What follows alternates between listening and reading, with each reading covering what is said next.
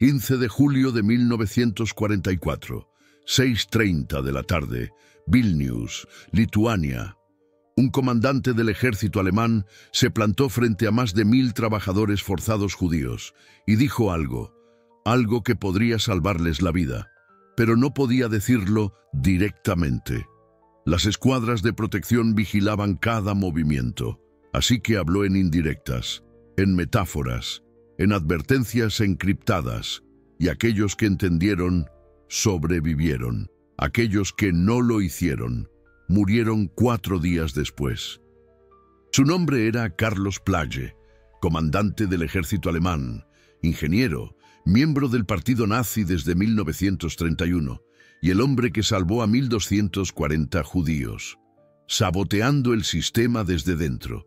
Esta historia permaneció olvidada durante 60 años, porque era demasiado compleja, porque no encajaba en la narrativa, porque un oficial nazi no podía ser al mismo tiempo un salvador. Pero lo era. Y en los próximos minutos entenderán cómo un hombre volvió el sistema burocrático del Holocausto en su contra, cómo usó un sello como arma, y cómo una única frase en clave salvó la vida de 250 personas. Carlos Plage nació en Darmstadt en 1897. Ingeniero, veterano de la Primera Guerra Mundial, humanista, se unió al partido nazi en 1931. No por convicción, sino por pragmatismo. Como ingeniero necesitaba un carnet del partido para conseguir trabajos. Esa fue su justificación, y quizás al principio creyó que el partido reconstruiría económicamente Alemania. Se equivocó. Pero a diferencia del 99% de los alemanes, reconoció su error pronto, y en lugar de mirar hacia otro lado, decidió actuar. En junio de 1941, Alemania invadió la Unión Soviética. Vilnius, la capital histórica de Lituania, con más de 60.000 judíos, fue ocupada por el ejército alemán. Los grupos de exterminio llegaron inmediatamente, y las masacres comenzaron. Ponar, un bosque en las afueras de Vilnius. Entre julio y diciembre de 1941, 33.500 judíos fueron fusilados allí. Hombres, mujeres, niños, en grupos de 100, obligados a desnudarse, colocados al borde de fosas. Fusilado, enterrados. Siguiente grupo. Carlos Plage llegó a Vilnius en octubre de 1941 para dirigir un taller de reparación del ejército. Parque de Vehículos Motorizados del Ejército, 562. Un taller para reparar vehículos militares. Nada especial, solo un puesto de avanzada logístico de la ocupación. Pero Plage vio las masacres, escuchó los fusilamientos, sabía lo que estaba sucediendo en Ponar y tomó una decisión que podría haberle costado la vida. Reclutaría a tantos judíos como fuera posible como trabajadores indispensables para el ejército, y así los protegería de la liquidación.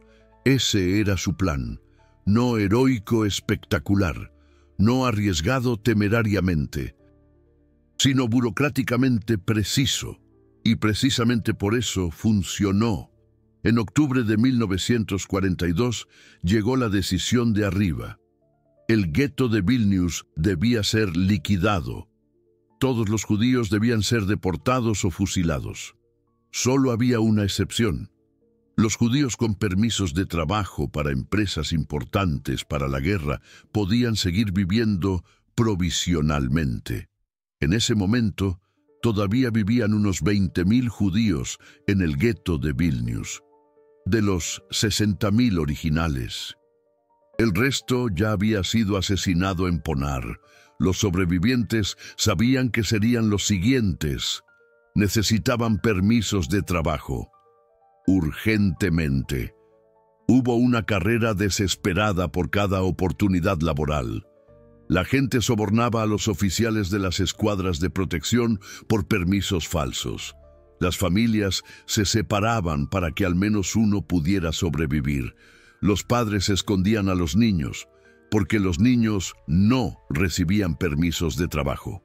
Y entonces llegó el rumor.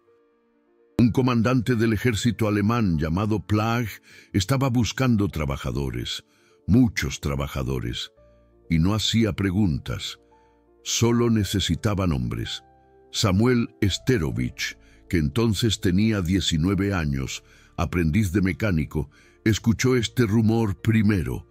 Fue al reclutamiento del parque de vehículos motorizados del ejército 562.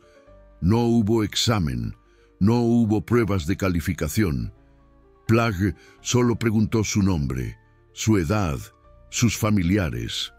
Samuel tenía padres y 2 hermanas menores. Normalmente solo se tomarían hombres aptos para el trabajo, pero Plagg dijo algo extraño. Dijo que los trabajadores con familias eran más productivos, que necesitaban una razón para sobrevivir, así que se llevó a toda la familia. Samuel no entendió inmediatamente. Solo más tarde, cuando vio cómo funcionaban otros campos, se dio cuenta. Plagg no solo estaba salvando trabajadores, estaba salvando familias. A propósito, Miguel Rosín, que entonces tenía 17 años, no tenía habilidades manuales. Había sido estudiante, pero Plagg lo aceptó de todos modos. Dijo que podía ser asistente de almacén. Ese no era un trabajo real, era una invención. Pero le dio a Miguel un permiso de trabajo. Y luego estaba Perla Gut. Tenía 8 años. Los niños no recibían permisos de trabajo. Los niños no eran importantes para la guerra, pero Plagg la acogió como hija de un trabajador. Y cuando las escuadras de protección quisieron comprobar más tarde si los niños eran productivos, Plagg los escondió. Estas no eran excepciones. Este era el sistema de Plagg. Aceptaba a todos los que podía e inventaba justificaciones que sonaban burocráticas. Plagg aprovechó esta laguna, declaró su taller como una instalación importante para la guerra y necesitaba trabajadores, muchos trabajadores, 1240 para ser exactos, pero aquí estaba el problema. Un taller de reparación normal quizás necesitaba entre 200 y 300 mecánicos y ayudantes. Plagg afirmó que necesitaba 1240 y lo justificó con documentos, con informes, con justificaciones técnicas que nadie podía verificar. No solo necesitaba mecánicos, necesitaba electricistas, cerrajeros, soldadores, conductores, encargados de almacén, cocineros, sastres, zapateros, personal médico, maestros para los hijos de los trabajadores y, por supuesto, sus familias, porque los trabajadores sin familias eran menos productivos. La burocracia lo aceptó, porque sonaba lógico sobre el papel, y porque el ejército necesitaba equipo importante para la guerra. Así que Plagg consiguió sus 1240 trabajadores, pero eso fue solo el principio. En septiembre de 1943, las escuadras de protección liquidaron definitivamente el resto del gueto de Vilnius. Todos los judíos restantes fueron llevados a Ponar y fusilados, o deportados a campos de trabajo en Estonia. Solo los judíos con permisos de trabajo sobrevivieron, y el grupo más grande de ellos trabajaba para el parque de vehículos motorizados del Ejército 562. Para el comandante Carlos Plagg, estableció un campo de trabajo directamente en el recinto del taller, calle Suboch, número 13, 2 edificios, alojamientos provisionales, estrechos, primitivos, pero más seguros que afuera, porque Plagg tenía el control y porque las escuadras de protección tenían menos acceso. Y aquí comenzó la segunda forma de resistencia de Plagg: humanidad en lo imposible. Se aseguró de que las raciones fueran mejores que en otros campos, no generosas, pero suficientes para no morir de hambre. Permitió la atención médica, Toleró la enseñanza religiosa secreta para los niños. Miró hacia otro lado cuando las familias permanecían juntas, cuando se suponía que debían estar separadas oficialmente. Y no castigó a nadie por sabotaje. Los trabajadores judíos reparaban vehículos del ejército, pero a veces los reparaban lento, o de manera incompleta, o con defectos ocultos que aparecían después. Plage lo sabía y lo encubría. ¿Por qué? Porque entendía que esa gente tenía el derecho a defenderse, que tenían el derecho a prolongar la guerra, a retrasar su propia aniquilación, y él respetaba eso. Samuel Sterovich recordaba un incidente específico. En marzo de 1943, él estaba reparando un camión militar. Intencionalmente instaló una válvula defectuosa que fallaría después de unos 100 kilómetros, no de inmediato, pero lo suficientemente pronto como para dejar el camión varado en territorio enemigo. Un suboficial alemán notó el sabotaje. Después de la falla, regresó al taller, furioso. Exigió que el trabajador responsable fuera castigado. Según las reglas, el sabotaje significaba fusilamiento. Plage investigó el caso personalmente. Inspeccionó la válvula, confirmó que estaba defectuosa, y entonces dijo algo notable.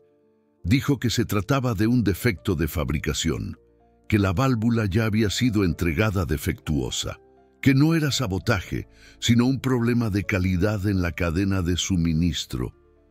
El suboficial protestó, pero Plage era comandante del ejército alemán, rango superior. Así que el asunto terminó ahí. Samuel no fue castigado. Y Plage le dijo más tarde en privado que la próxima vez tuviera más cuidado. No que no lo hiciera, sino que fuera más cuidadoso. Esa era la forma de ser de Plage. No solo protegía físicamente, protegía moralmente. Les daba a sus trabajadores la dignidad de la resistencia. También hubo pequeños actos de humanidad que tuvieron una enorme importancia.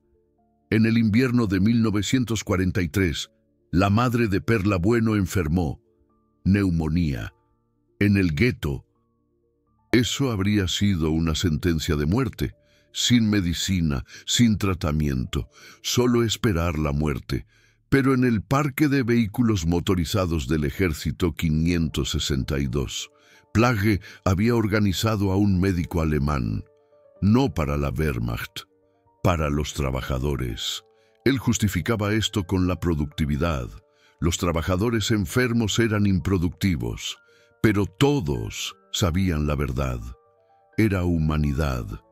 El médico trató a la madre de Perla Bueno, le dio antibióticos, que oficialmente eran solo para soldados alemanes, pero Plage los consiguió, y la madre de Perla Bueno sobrevivió.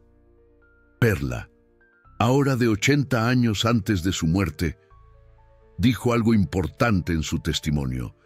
Dijo que ese momento cambió su infancia, porque por primera vez en años vio que un adulto trataba a su madre como a un ser humano, no como un número, como a un ser humano. Pero él hizo aún más. Los protegió activamente de las escuadras de protección. En diciembre de 1943 llegó una inspección de las escuadras de protección. Querían verificar si realmente los 1.240 trabajadores eran esenciales para la guerra. Planeaban seleccionar a aquellos que no parecieran lo suficientemente productivos. Niños menores de 12 años, ancianos mayores de 60, mujeres embarazadas. Plage se enteró de esto con anticipación y advirtió a sus trabajadores. Les dijo que se mostraran productivos, que los niños fueran escondidos, que los ancianos simularan tareas, que las embarazadas ocultaran su embarazo. El día de la inspección, Plage guió personalmente a los oficiales de las escuadras de protección a través del taller. Les mostró las áreas más productivas, los distrajo con detalles técnicos, se aseguró de que no encontraran a los niños escondidos. La inspección terminó sin deportaciones. Plage había ganado, esta vez, pero él sabía que no podía seguir así para siempre. El frente se acercaba, la Unión Soviética estaba retrocediendo, y si la Wehrmacht se retiraba, las escuadras de protección destruirían todas las pruebas, incluidos los testigos. En julio de 1944, estaba claro que Vilna caería. El Ejército Rojo estaba a solo semanas de distancia. La Wehrmacht comenzó con la evacuación y el parque de vehículos motorizados del Ejército 562 iba a ser disuelto. Plage recibió la orden de regresar a Alemania. Su taller sería cerrado. Sus trabajadores serían entregados a las escuadras de protección. Él sabía lo que eso significaba. Liquidación. Él no podía hacer nada directamente. Ya no tenía autoridad. Las escuadras de protección habían tomado el control. Pero él podía advertir. El 15 de julio de 1944, a las 6:30 p.m., Plage reunió a todos sus trabajadores. Por última vez, más de 1000 personas estaban frente a él. Tenía que despedirse, pero también tenía que advertir, sin advertir explícitamente. Porque los supervisores de las escuadras de protección estaban escuchando, así que habló en indirectas. Les agradeció por su trabajo, dijo que los extrañaría, y luego dijo algo extraño. Dijo que había rumores de que la Wehrmacht se retiraba de manera ordenada, pero que otras fuerzas a veces no actuaban de manera tan ordenada y que en tiempos difíciles uno debía ser cauteloso. Eso fue todo, pero fue suficiente. Algunos entendieron inmediatamente. Samuel Sterowicz, Miguel Rosin, Perlabueno. Ellos entendieron que Plage les estaba advirtiendo de las escuadras de protección, que tenían que huir, que tenían que esconderse antes de que llegaran las escuadras de protección. Organizaron secretamente planes de escape, escondieron a los niños en sótanos, prepararon escondites en las paredes, advirtieron a otros. El 19 de julio de 1944, llegaron las escuadras de protección, redada sorpresa, rodearon el campamento. Todos los residentes debían ser transportados, oficialmente para trabajar en otro campamento, en realidad a Ponari, para la liquidación, pero muchos no estaban allí. Se habían escondido en sótanos, en paredes falsas, en chimeneas, en fosas debajo del suelo. En todas partes donde Plage había preparado escondites secretamente. De los 1.240 trabajadores originales, aproximadamente 1.000 fueron encontrados y deportados por las escuadras de protección. Todos fueron fusilados en Ponari, pero 240 se habían escondido, y cuando el Ejército Rojo liberó Vilna el 13 de julio, esos 240 todavía estaban vivos. 240 personas sobrevivieron porque un comandante del ejército alemán habló en indirectas, porque no podía decir directamente «huyan», pero aún así lo transmitió, porque corrió el riesgo de advertir en código. Pero la historia no termina aquí, porque Karl Plage fue olvidado después de la guerra y casi el castigado. Después de la capitulación en 1945, Plage fue arrestado por los soviéticos, no como criminal de guerra, solo como oficial alemán. Pasó un año en campos soviéticos, luego fue liberado, regresó a Alemania e intentó reconstruir su vida, pero en la Alemania de la década de 1950 fue rechazado, porque había sido miembro del partido nazi, porque había sido oficial de la Wehrmacht, porque había sido parte del sistema. incluso si lo había saboteado. Nadie quería escuchar su historia. A nadie le importaba que hubiera salvado vidas. Para la mayoría de los alemanes, era simplemente otro ex-nazi. Y para los aliados, era simplemente otro oficial alemán. Plage trabajó como ingeniero. Vivió recluido. Nunca habló de Vilna. Murió en 1957 en Darmstadt, sin reconocimiento, sin saber si alguno de sus sobrevivientes todavía vivía. Y allí, la historia habría quedado, olvidada, enterrada, perdida. Pero entonces, en la década de 1990, los sobrevivientes comenzaron a hablar. Perla Buena, quien había sido rescatada de niña, emigró a Estados Unidos. Recordaba al comandante del ejército alemán que la había advertido.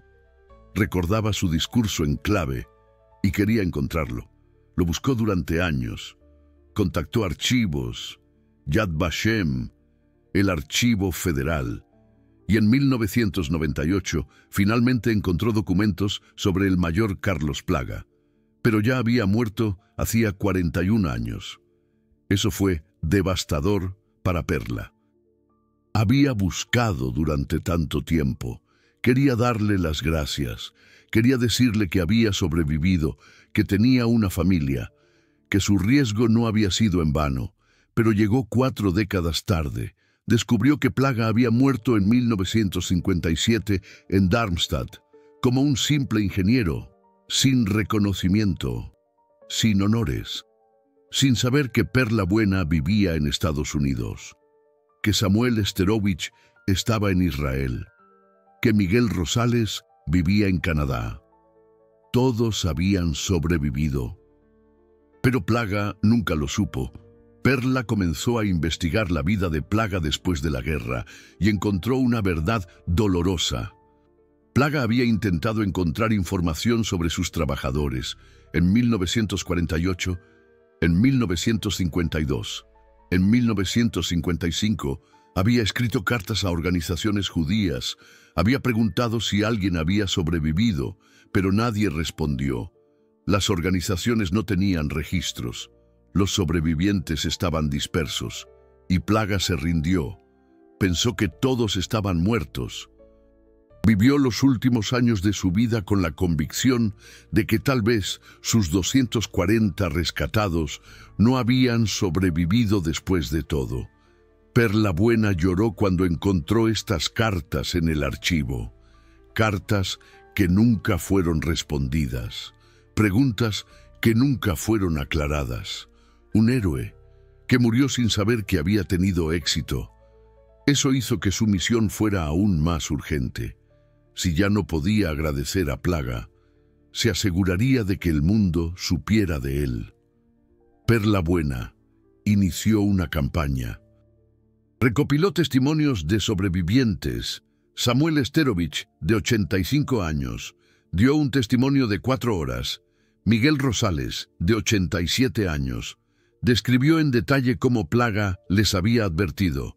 Docenas de otros escribieron sus historias. Y en 2005, 48 años después de su muerte, Carlos Plaga fue reconocido póstumamente por Yad Vashem como justo entre las naciones.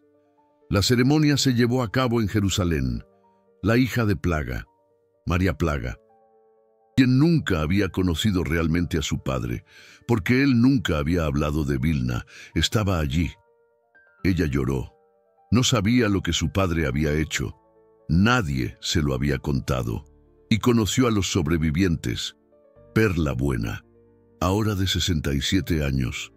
Samuel Sterovich, de 92. Miguel Rosales, de 94. Todos habían venido a testificar, para explicar por qué su padre era un héroe. Contaron historias que María nunca había escuchado.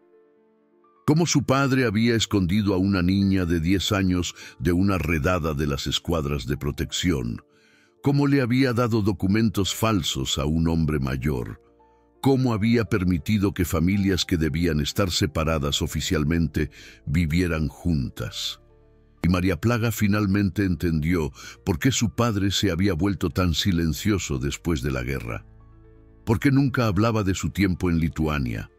¿Por qué a veces se quedaba despierto por la noche? Porque vivía con mil muertos, con los que no pudo salvar, con los que no entendieron su advertencia, con los que las escuadras de protección habían atrapado. Plaga había salvado a 240, pero lamentaba a los mil que habían muerto, y se preguntó hasta su muerte si podría haber hecho más. Pero aquí está la verdad que Carlos Plaga nunca entendió. Sin él, los 1240 habrían muerto. No mil, todos, porque sin su sabotaje burocrático ya habrían sido llevados a Ponar en 1942. Sin sus excusas protectoras, ni siquiera habrían llegado al parque de vehículos motorizados del Ejército 562. Sin sus advertencias, ningún 240 se habría escondido. No solo salvó 240 vidas, extendió 1240 vidas por 2 años y les dio a 240 de ellos la oportunidad de sobrevivir. Eso no es perfecto, pero eso es lo que fue posible, y eso es lo que significa el heroísmo en los sistemas totalitarios. No actos espectaculares, sino sabotaje silencioso. Precisión burocrática que salva vidas. Un sello como arma. Hoy hay una placa conmemorativa en Vilna, calle Suboch 13, en el sitio del antiguo parque de vehículos motorizados del Ejército 562. Llama a Carlos Plaga un justo entre las naciones. Un oficial alemán que hizo lo correcto cuando todo a su alrededor estaba mal. Y cada año vienen sobrevivientes y sus descendientes. Ahora hay más de 1000 descendientes de los 240 rescatados. Niños, nietos, bisnietos. Todos existen porque un comandante del ejército alemán habló en insinuaciones. Perla Buena murió en 2018 a la edad de 80 años. Pero antes de su muerte, dijo algo que es importante. Dijo que Plaga le había enseñado que los sistemas están formados por personas y que las personas toman decisiones y que cada decisión cuenta. Plaga decidió poner 1240 nombres en una lista y eso salvó vidas. Esa es la lección de Carlos Plaga. No que un héroe puede salvar todo, sino que incluso en el peor sistema, una persona con poder puede hacer algo. Incluso si es solo un sello, incluso si es solo una advertencia en clave, cuenta. Y tal vez esa sea la historia más importante para nuestro tiempo, porque a menudo pensamos que no podemos hacer nada, que el sistema es demasiado grande, que nuestras acciones son demasiado pequeñas. Pero Carlos Plaga tampoco tenía mucho poder. Era solo un mayor, en un taller, en un país ocupado. No podía detener el holocausto, no podía terminar la guerra, ni siquiera podía desafiar a sus propios superiores, pero podía usar un sello, y lo hizo, y 240 personas sobrevivieron, y ahora hay 1000 descendientes, que todos existen porque un hombre usó un sello. Esta no es una historia perfecta, esto no es un rescate de Hollywood, esta no es una hazaña heroica espectacular. Esta es la realidad de la resistencia en los sistemas totalitarios, silenciosa, burocrática, en clave, pero eficaz, y tal vez esta sea la historia que necesitamos hoy. No de superhéroes, sino de personas normales que hacen cosas extraordinarias utilizando su posición para hacer lo correcto, incluso cuando es peligroso. Carlos Plaga hizo eso. No pagó un precio final, no fue ejecutado. Sobrevivió a la guerra, pero vivió el resto de su vida con el peso de 1000 muertos que no pudo salvar. Y murió sin saber que 240 habían sobrevivido gracias a él. Sin saber que habría 1000 descendientes, sin saber que su nombre sería honrado en Jerusalén, hizo lo correcto, sin esperar reconocimiento, sin buscar recompensa, simplemente porque era lo correcto. Eso es Carlos Plaga. el comandante del ejército alemán, que usó un sello como arma, el hombre que declaró a 1240 personas como indispensables, el hombre que hablaba con indirectas y salvó vidas. Su historia permaneció olvidada durante 60 años, pero ahora la recordamos y lo honramos, no como un héroe perfecto, sino como un ser humano falible que, a pesar de todo, hizo lo correcto. Si esta historia los ha conmovido, si comprenden por qué es importante recordar a personas como Karl Plage, entonces pueden ayudarnos. El Super Thanks que ven aquí abajo no es solo un apoyo financiero, es su contribución para que historias como esta no vuelvan a caer en el olvido, porque estas historias fueron silenciadas a propósito. En la posguerra, nadie quería hablar de la compleja realidad, de que oficiales nazis también podían salvar gente, de que la resistencia tenía muchas formas, de que el heroísmo a menudo era silencioso. Cada video como este requiere semanas de investigación, acceso a los archivos de Yad Vashem, entrevistas con los últimos sobrevivientes, mientras aún sea posible, traducción de documentos del lituano, alemán, yiddish. Cuando hacen clic en Super Thanks, están diciendo: esta historia es importante. Karl Plage merece ser recordado. Los 1240 sobrevivientes merecen que sus salvadores sean honrados. Ustedes no son solo espectadores, son guardianes de la memoria. Se aseguran de que el sacrificio de Plage no haya sido en vano, de que su sabotaje silencioso no se olvide. Ahora, quiero saber de ustedes, ¿conocen otras historias de héroes silenciosos? ¿De personas que trabajaron dentro del sistema para sabotearlo? ¿De familiares, abuelos, que hicieron algo similar? Compartan sus historias en los comentarios, porque muchas de estas historias nunca fueron escritas, y si no las recopilamos ahora, se perderán para siempre. Comenten el momento que más los haya conmovido. Fue la advertencia en clave, los 60 años de olvido, el hecho de que nunca supo que fue honrado. Escríbanlo en los comentarios. Leo cada uno de ellos. Y sus historias podrían ser el tema de nuestro próximo video. Karl Plage murió en 1957, sin reconocimiento. Pero ahora, 68 años después, estamos contando su historia. Nos aseguramos de que su nombre no se olvide. Honramos a sus 1240 trabajadores indispensables. Este es nuestro deber. No solo recordar, sino también comprender que la resistencia tiene muchas formas, que el heroísmo a menudo es silencioso y que incluso un sello puede ser un arma. Si lo usa alguien que quiere hacer lo correcto, no olviden a Karl Plage, el comandante que declaró a 1240 personas como indispensables y así los salvó.